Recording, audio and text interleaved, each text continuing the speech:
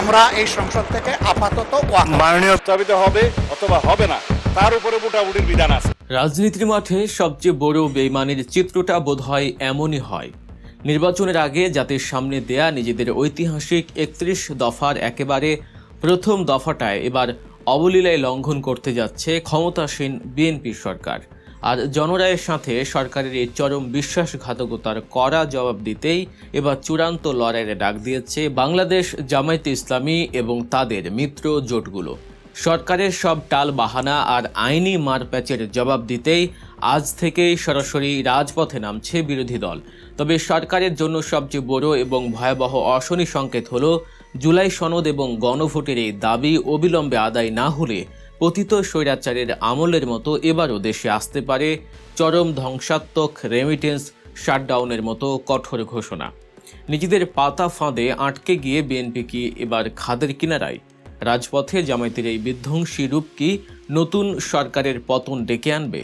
চলুন জেনে নিই দেশের রাজনীতির এই মুহূর্তের সবচেয়ে চাঞ্চল্যকর এবং উত্তপ্ত খবরগুলোর বিস্তারিত।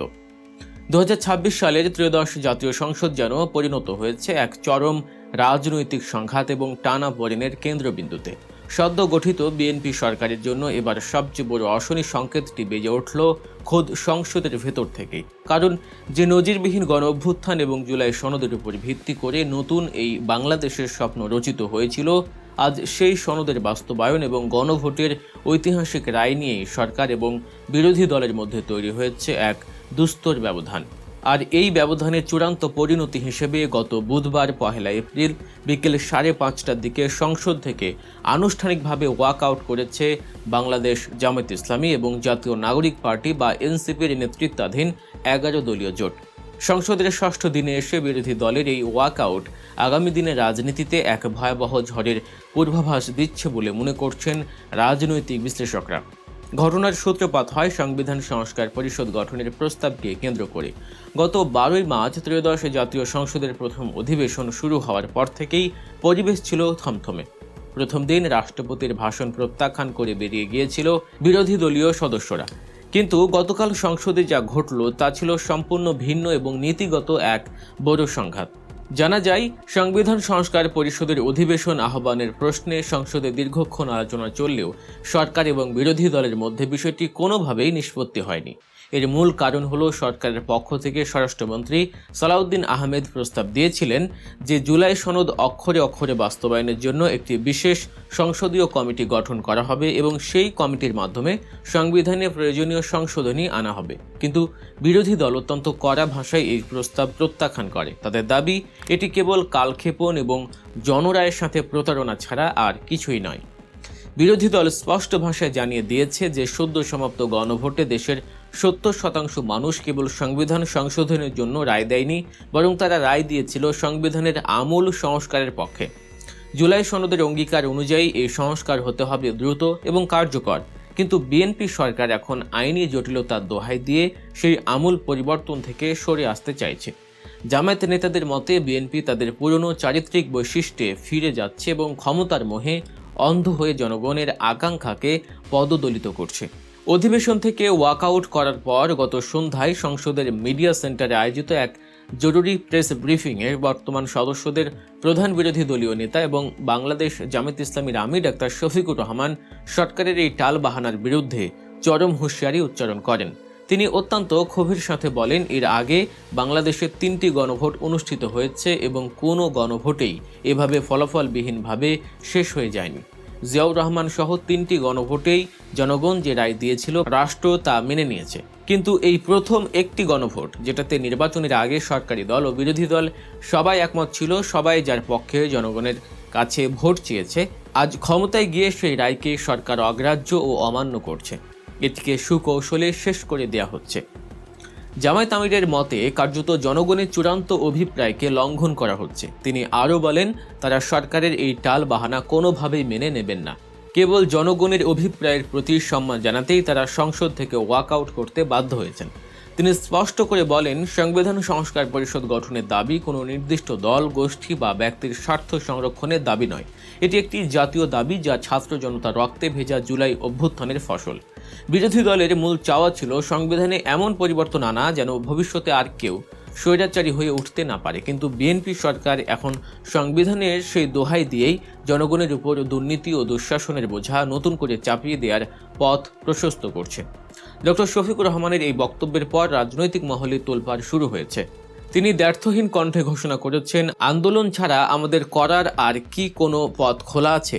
যেহেতু হাউসের ভেতরে জনগণের এই অভিপ্রায়ের বিষয়টি সম্মানিত হলো না, মানা হলো না, তাই আমাদের জন্য এখন পথ একটাই, আবার জনগণের কাছে ফিরে যেতে হবে। আমরা আন্দোলন করব, সংগ্রাম করব, মাঠে লড়াই করব, জনগণকে সঙ্গে নিয়েই এই আন্দোলন হবে। জামায়াত নেতার এই ঘোষণা ইঙ্গিত দিচ্ছে যে দেশ আবার এক বড় ধরনের অস্থিরতার দিকে যাচ্ছে। বিশেষ করে রেমিটেন্স শাটডাউনের যে হুমকি দেওয়া হয়েছে তা যদি সত্যি কার্যকর হয়, তবে দেশের ভঙ্গুর অর্থনীতি মুখ থুবড়ে পড়বে। অতীতে দেখা গেছে প্রবাসীদের এই শক্ত অবস্থান সরকারকে কতটা বেকায়দায় ফেলতে পারে। এখন বড় প্রশ্ন হলো, বিএনপি কি তাদের অতীত ইতিহাস থেকে কোনো শিক্ষা নেয়নি? বিশ্লেষকরা মনে করছেন 1996 সালের কথা হয়তো বিএনপি ভুলে গেছে। সে সময় কেয়ারটেকার গভর্নমেন্ট বা তত্ত্বাবধায়ক সরকার ব্যবস্থা বাতিল করার জেদ ধরতে গিয়ে তৎকালীন বিএনপি সরকারকে যে চরম পতন এবং খেসারত দিতে হয়েছিল, সেই ইতিহাস আজও প্রাসঙ্গিক। তখনকার গণ আন্দোলন আর আজকে রাজপথের উত্তাপের মধ্যে অনেক মিল খুঁজে পাচ্ছেন বিশ্লেষকরা। বিএনপি সরকার যদি মনে করে যে তারা একক শক্তিতে সব সামাল দিতে পারবে, তবে সেটি হবে এক আত্মঘাতী সিদ্ধান্ত। কারণ জামায়াতের মতো একটি সুসংগঠিত দল যখন রাজপথে নামার ঘোষণা দেয়, তখন পরিস্থিতি নিয়ন্ত্রণের বাইরে চলে যাওয়াটা কেবল সময়ের ব্যাপার। সবচেয়ে উদ্বেগের বিষয় হলো, বিরোধী দল এমন এক হুঁশিয়ারি দিয়েছে যা সরকারের অস্তিত্বের ভিত্তিমূল নাড়িয়ে দিতে পারে। তারা বলছে, সরকার যদি অবিলম্বে জুলাই সনদ বাস্তবায়ন না করে, তবে জুলাইয়ের সমস্ত শক্তিকে একত্রিত করে রাজপথ থেকেই এই সনদ বাস্তবায়নে সরকারকে বাধ্য করা হবে। ইতিমধ্যে জুলাই যোদ্ধারা রাজপথে নামতে শুরু করেছেন। বিভিন্ন জায়গায় মিটিং মিছিল হচ্ছে। ছাত্রদের মধ্যে নতুন করে ক্ষোভ দানা বাঁধছে। শেখ হাসিনা সরকারের পতনের পেছনে যে ছাত্রদের বড় ভূমিকা ছিল, তারা যদি এখন এই নতুন সরকারের বিরুদ্ধে অবস্থান নেয়, তবে বিএনপি রক্ষা পাওয়ার আর কোনো পথ থাকবে না। শুরুতে কোটা আন্দোলনের সময় ছাত্রদের গুরুত্ব দেয়নি শেখ হাসিনা সরকার, যার পরিণতি সবাই দেখেছে। বিএনপি যদি এখন সেই একই পথে হাঁটে এবং ছাত্রদের আকাঙ্ক্ষাকে অবজ্ঞা করে, তবে ইতিহাস আবার নিজেকে পুনরাবৃত্তি করবে। সচেতন মহলের দাবি, বিএনপির উচিত অবিলম্বে জনগণের দেয়া গণভোটের রায়কে অক্ষরে অক্ষরে বাস্তবায়ন করে দেশকে স্থিতিশীলতার দিকে নিয়ে যাওয়া। কেবল দলীয় ক্ষমতার মোহে জনরায়ের সাথে বেইমানি করা হবে চরম হঠকারিতা।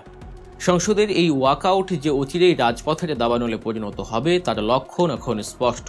দেশের সাধারণ মানুষ এখন আর কোনো রাজনৈতিক নাটক দেখতে চায় না। তারা চায় তাদের স্বপ্নের প্রতিফলন। জুলাই অভ্যুত্থানে যে রক্তের ঋণ এদেশের মানুষ দিয়েছে, তার অমর্যাদা কেউ সহ্য করবে না, সেটি বিএনপি হোক কিংবা অন্য কোনো দল। আগামী কয়েকদিন বাংলাদেশের রাজনীতির জন্য অত্যন্ত গুরুত্বপূর্ণ। রাজপথে জামায়াতের শক্তি আর সরকারের অনড় অবস্থান দেশকে কোন দিকে নিয়ে যায়, সেটাই এখন দেখার বিষয়। দর্শক, আপনার কি মনে হয়, বিএনপি কি পারবে জামায়াতের এই আন্দোলন সামলাতে, নাকি আবার এক নতুন গণ অভ্যুত্থানের সাক্ষী হতে যাচ্ছে বাংলাদেশ? আপনার মতামত অবশ্যই কমেন্ট করে জানান। আর দেশ বিদেশের এমন সব গরম খবর আর গভীর বিশ্লেষণ পেতে গল্প নিউজ চ্যানেলটি এখনই সাবস্ক্রাইব করুন। যারা ফেসবুকে দেখছেন তারা অবশ্যই পেজটি ফলো করে রাখুন। আমাদের সাথে থাকার জন্য ধন্যবাদ। ভালো থাকুন, সুস্থ থাকুন। দেখা হচ্ছে পরের ভিডিওতে। আল্লাহ হাফেজ।